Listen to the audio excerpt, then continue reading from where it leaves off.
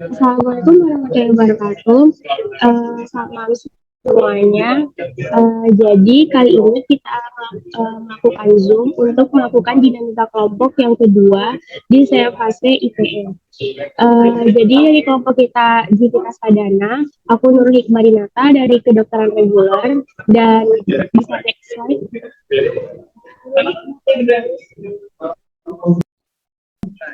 Dan di sini ada anggota dari Jivita Sadana lainnya, ada anggota dari kedokteran reguler juga, ada Dira dari kedokteran IUP, ada Bilkis dari keperawatan, Aini sama Nazra dari Gizi. Dan buat materi selanjutnya boleh dilanjut. Oke, yang pertama ada komunikasi interprofesional. Komunikasi interprofesional itu bertujuan untuk mewujudkan kesehatan pasien yang lebih baik, penerapan standar baru pelayanan kepegawaian, dan memajukan praktik medis agar lebih efektif.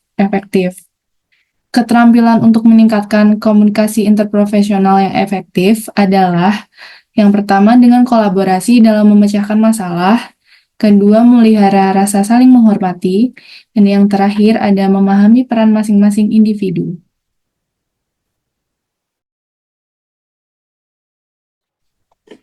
Tim dan kerjasama tim. Yang pertama yaitu melakukan proses pengembangan tim dan peran serta praktik tim yang efektif. Yang kedua yaitu menerapkan praktik kepemimpinan yang mendukung praktik kolaborasi dan efektivitas tim.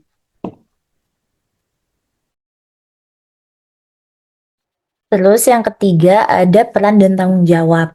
Hal yang bisa dilakukan dalam peran dan tanggung jawab ini adalah dengan berkomunikasi dengan anggota tim untuk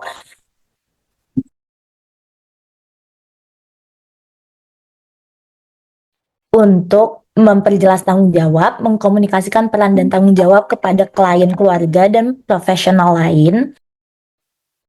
Terus kenapa sih peran dan tanggung jawab ini sangat penting? Karena untuk memastikan setiap anggota berkontribusi secara efektif dan memenuhi ekspektasi yang telah ditetapkan.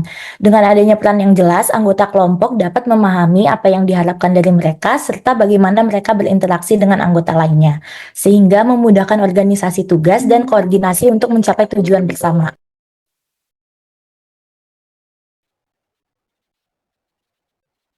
Yang selanjutnya nilai dan etika.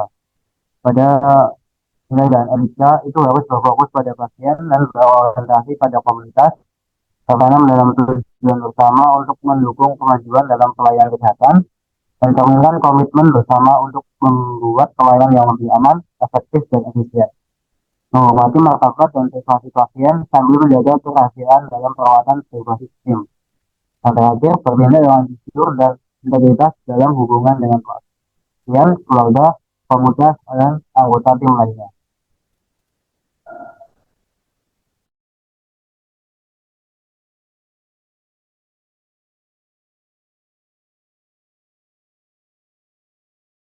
Kemudian ada strategi yang bisa digunakan untuk berkomunikasi dengan keluarga mitra. Strategi ini bertujuan untuk membangun hubungan yang harmonis, mencegah miskomunikasi, meningkatkan kepercayaan keluarga mitra, membangun citra positif, dan mengurangi risiko terjadinya konflik. Kemudian strategi yang dapat digunakan yaitu menerapkan sopan santun yang baik, menyampaikan tujuan dan manfaat dari kegiatan ini, mendengarkan dengan empati, bertanya dengan terarah, menggunakan bahasa yang sederhana dan mudah dipahami, dan menciptakan suasana yang nyaman.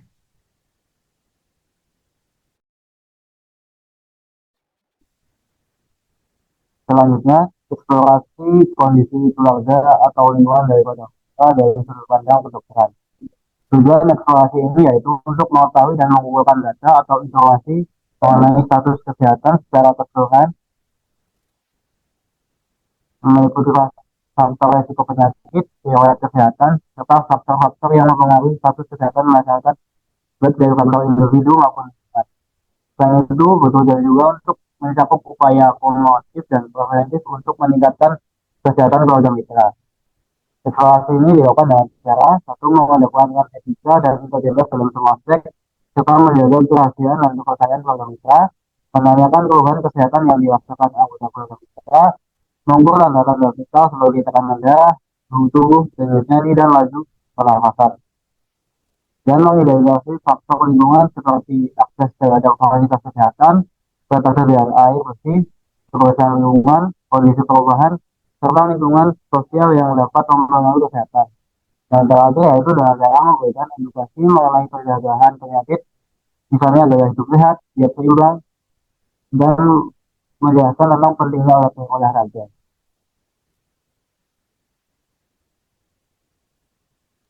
Kemudian ada eksplorasi dari sudut pandang gizi. Hal ini bertujuan untuk mengetahui dan mengumpulkan data atau informasi mengenai status gizi, penilaian status gizi, pola konsumsi masyarakat, serta faktor-faktor yang mempengaruhi status gizi masyarakat, baik dari faktor individu maupun lingkungan. Hal yang dapat dilakukan yaitu dengan cara melakukan komunikasi dengan keluarga mitra mengenai pola konsumsi makanan sehari-hari dan kondisi lingkungan yang berkaitan dengan pemenuhan kebutuhan pangan. Kemudian memberikan edukasi mengenai program isi piringku kepada keluarga mitra agar terpenuhi gizi hariannya. Kemudian dapat melakukan evaluasi pola makan serta menilai dan mengevaluasi kebutuhan gizi.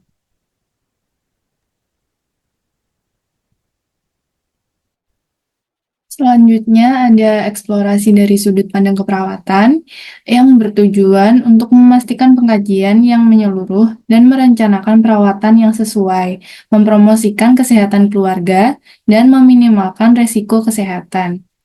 Dan bisa dilakukan dengan cara membina rasa percaya dan berkomunikasi secara terbuka dengan keluarga mitra, menerapkan komunikasi terapeutik sebagai langkah awal untuk mengetahui kondisi kesehatan keluarga mitra, mengkaji dan mempelajari faktor risiko kesehatan keluarga mitra, dan yang terakhir, memberikan edukasi mengenai pola hidup sehat dan melakukan penyuluhan tentang pencegahan penularan penyakit.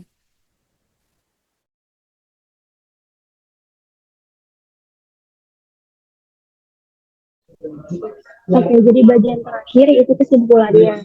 Jadi nilai-nilai IPE yang harus dimiliki sejak awal dan dijunjung tinggi adalah saling bertanggung jawab, dan hal ini dapat dicapai dengan adanya komunikasi antar anggota tim yang baik dan jelas.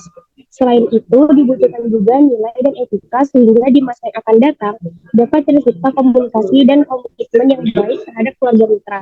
Dan untuk eksplorasi dari segi pandang kedokteran, itu tujuannya tadi untuk meningkatkan kesehatan di keluarga mitra. Salah satu yang harus dipegang ya ini harus mengedepankan dan menjunjung integritas. Kalau dari sudut pandang gizi, itu tujuannya untuk mengumpulkan data mengenai hal yang menyangkut gizi dari pasien atau keluarga mitra. Jadi, menjalin komunikasi yang kondusif efektif sangat mempermudah dalam menjalankan misi edukasi dan evaluasi terhadap keluarga mitra sehingga visi yang diharapkan bisa tercapai.